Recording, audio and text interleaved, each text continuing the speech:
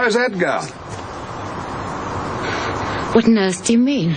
Your housekeeper let slip you're taking regular trips to London. You're seeing him, aren't you? If you knew women, you'd know they like to shop occasionally.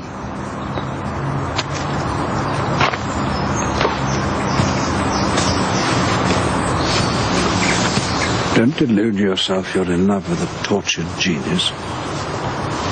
He's a failed artist, infinitely more dangerous, both to you and himself.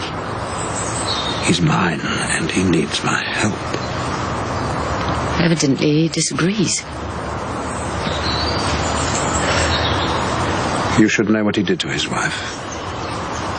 I don't need to know. I have nothing to do with the man. He beat her to death with a hammer and then decapitated her. He took a scalpel and cut out her eyes, and then he hacked at her face as if it were clay. Perhaps there won't be any more trips to London. Perhaps your mental state is too fragile. With Max's consent, we can hold you here. Nonsense. Oh, but we can. For your own safety, of course.